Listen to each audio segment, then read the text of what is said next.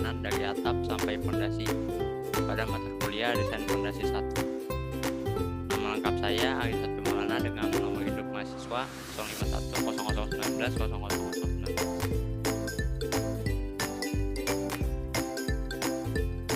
Pertama kita masuk ke pengertian beban. Jadi beban adalah atau muatan adalah beratnya beban atau bagian dari suatu bangunan yang bersifat tetap atau akibat penghunian. Contoh-contoh beban nih, contohnya ada bebannya itu ada beban salju, beban tekanan angin, beban ledakan, beban gempa, beban hidup. Lalu ada beban mati. Contohnya beban hidup itu kayak manusia dan lain-lain yang berpindah. Nah, contohnya beban mati adalah beban dari bangunan tersebut sendiri. Yang kedua ada struktur, adalah himpunan elemen-elemen badan yang dapat meneruskan beban-beban atau gaya-gaya muatan ke elemen-elemen bahan lain yang akhirnya diteruskan ke tanah dengan aman. Struktur ini contohnya pada rumah biasa itu kayak ada bagian atas, tengah, bawah. Bawah itu fondasi, yang tengah itu ada jendela, tembok dan lain-lain, pintu, lantai, balok dan juga kolom. Kalau bagian atas itu terdiri dari atap. Lanjut. Terus ada juga beban menurut PPIUG, Peraturan Pembebanan Indonesia untuk gedung. Yang pertama beban mati atau dead load adalah beban yang bersifat tetap atau konstan. Contoh, beban mati itu beban struktur sendiri seperti atap, rangka atap, balok, lantai, dan lain-lain. Yang kedua ada beban hidup atau life load adalah beban yang bersifat tidak tetap, bergerak, berubah sewaktu-waktu. Contohnya manusia dan parabot-parabot yang ada di rumah tersebut. Yang ketiga ada beban khusus atau special load adalah beban-beban yang merupakan penyederhanaan kenyataan sehari-hari. Contohnya penurunan atau settlement, efek cuaca panas, suhu, temperatur, susut, atau SKG, dan lain-lain. Yang keempat ada beban gempa atau earthquake load. Beban gempa adalah beban berupa gempa bumi atau pergeseran lapisan tanah bumi. Yang kelima ada beban angin atau wind load. Adalah beban berupa angin dengan segala arah dan kecepatan.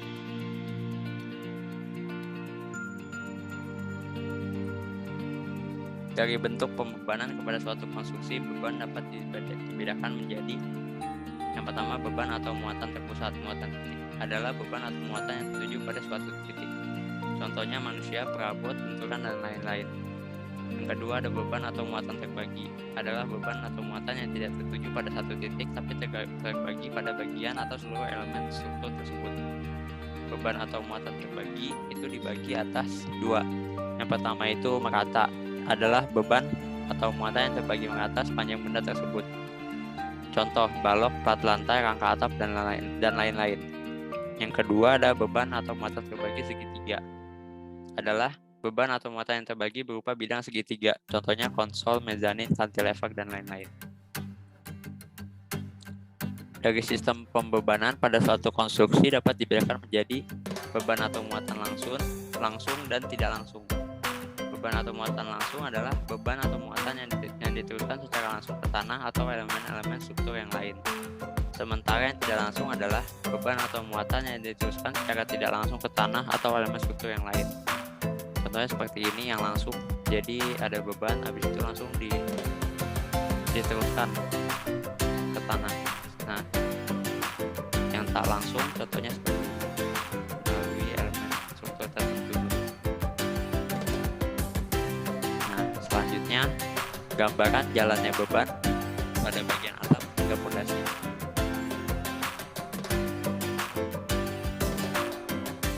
Ya, selanjutnya adalah gambaran jalannya beban pada bagian atap hingga fondasi. Yang di sini tuh misalkan ada beban dari atas. Beban dari atas ini selanjutnya akan diterima oleh atap. Dari atap dilanjutkan ke kuda-kuda atap. Sini ada keng, balok, pasau, dan lain-lain. Dari kuda-kuda atap nanti dilanjutkan ke balok ring di samping, ke balok ring. Habis itu nanti diteruskan ke balok, latte, dan juga ada kolom juga. dan juga ke plat. Nah, setelah ke plat, selanjutnya sama lagi ke kolom lagi. Habis itu baru ke bawah ke pondasi. Dari pondasi selanjutnya baru diteruskan ke tanah.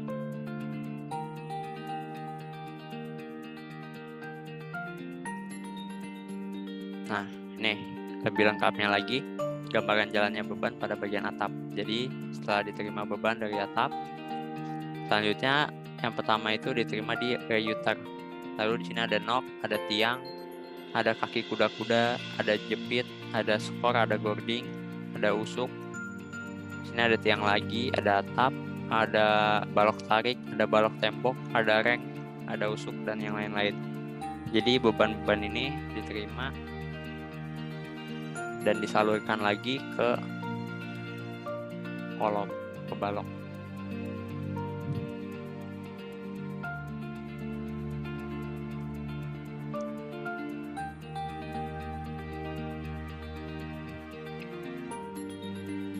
Ya, selanjutnya setelah dari atap, beban tersebut akan diterima oleh kolom.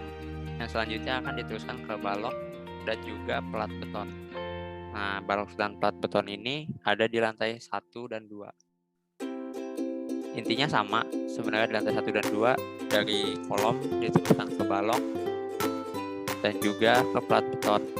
Nah, lalu selanjutnya akan diteruskan lagi ke kolom bawahnya dan selanjutnya baru ke pondasi. Jadi walaupun beda lantai, konsepnya sama tetap.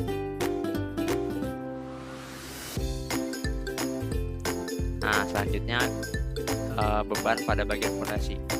Jadi pada bagian pondasi ini yang tadi dari kolom, selanjutnya diterima oleh bagian pondasi. Sini tuh ada seluf, tanah uruk. Pondasi ini gambarannya pondasi batu kali.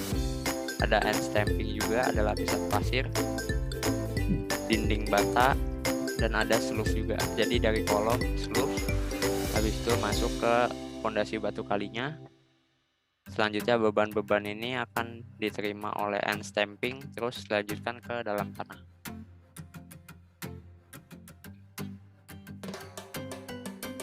Selanjutnya kita membahas tentang analisis kapasitas dukung tanah. Tentang pondasi. Pondasi adalah bagian dari struktur yang berfungsi meneruskan beban akibat beban struktur secara langsung ke tanah yang terletak di bawahnya. Perancangan diperlukan agar beban pondasi tidak mengakibatkan timbulnya tekanan yang berlebihan ke tanah di bawahnya.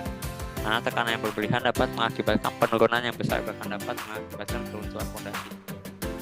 Jadi kapasitas perhitungan tanah juga perlu dilakukan agar pondasi yang diterima itu nggak terlalu besar sehingga tanahnya nggak turun, atau mungkin kalau berlebihan juga tanahnya bisa runtuh. Dalam merancang pondasi terdapat 2 persyaratan yang harus dipenuhi, yaitu 1. Faktor aman terhadap keruntuhan akibat terlampauinya kapasitas dukung tanah harus dipenuhi. Yang kedua, ada penurunan pondasi harus masih dalam batas-batas toleransi, khususnya penurunan yang tidak seragam atau differential settlement harus tidak mengakibatkan kerusakan pada struktur. Yang kedua, ada kapasitas dukung izin. Kapasitas dukung izin adalah tekanan maksimum yang dapat dibebankan pada tanah demikian rupa sehingga kedua persyaratan di atas terpenuhi. Jadi bila hitungan kapasitas dukung tanah didasarkan pada kapasitas dukung ultimate dibagi faktor aman telah memenuhi pada penurunan yang telah terjadi, yang dihitung berdasarkan tekanan dari hasil hitungan kapasitas dukung tanah tersebut melampaui batas nilai toleransinya, maka nilai kapasitas dukungnya harus dikurangi sampai penurunan yang terjadi memenuhi syarat. Yang kedua, ada kapasitas dukung ultimate.